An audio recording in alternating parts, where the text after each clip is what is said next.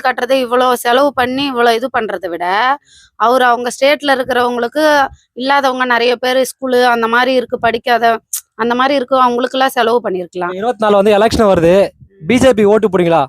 கண்டிப்பா இல்ல, என்ன காரணம்? எந்த ஒரு முன்னேற்றமே கிடையாது. செய்திகளை உடனுக்குடன் தெரிந்து கொள்ள உடனே சப்ஸ்கிரைப் பண்ணுங்க. அக்கா வணக்கம்.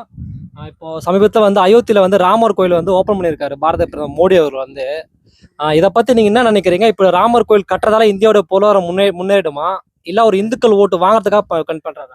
அப்படி அவங்க இந்துக்கள் ஓட்டு வாங்குறதுனால இல்லப்பா, அது அங்க வந்து கோவில் கட்டுறதை விட அவங்க ஊர் ஜனம் நம்ம ஊர் நம்ம நாட்டுக்கு வந்து பொழைக்கிறது வருது இல்லைங்களா, அது அவங்க ஊர் நாட்டுக்கே ஒரு நல்லது பண்ணலாமே. அங்க நல்லது பண்ணாது முடியாமன்றதுனால தானே அவங்க இருக்கிறவங்க இங்க வந்து பொழைக்கிறதுக்கே வராங்க. அப்ப இதுல இந்த மாதிரி பண்றது, இவ்வளவு செலவு பண்ணி அவர் இந்த மாதிரி பண்றதுல என்ன முன்னேற்றம் வரப்போகுது? இப்போ 3000 கோடி தான் வந்து அதை எல்என்டி சொல்லிட்டு ஒன்று கட்டியிருக்காங்க. இப்போ நிறைய மாநிலம் வந்து நிறைய பேர் கஷ்டப்படுறாங்க. குறிப்பா வட இந்திய தொழில் வந்து தமிழ்நாட்டுல வந்து வேலை செய்யறாங்க.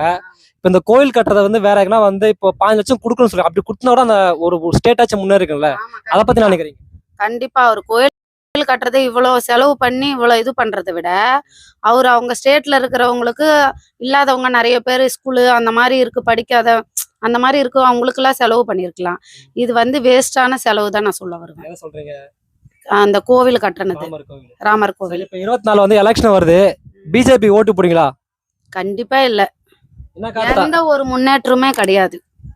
இல்ல இப்ப நாடு முன்னேறிக்குன்னு சொல்றாரு பாரத பிரதமர் வந்து. அப்படிலாம் எனக்கு ஒன்னும் தெரியல. இப்ப தாமரை வந்து மலர்ந்துரும் சொல்லிட்டு பிஜேபி தலைவர் அண்ணாமலை வந்து சொல்றாரு, அதை பத்தி என்ன நினைக்கிறீங்க? அந்த மாதிரி எதுவுமே தெரியல எனக்கு. மலராதா? மலராது. மலராது. சரி, ஓகே, நன்றிக்கா, நன்றி.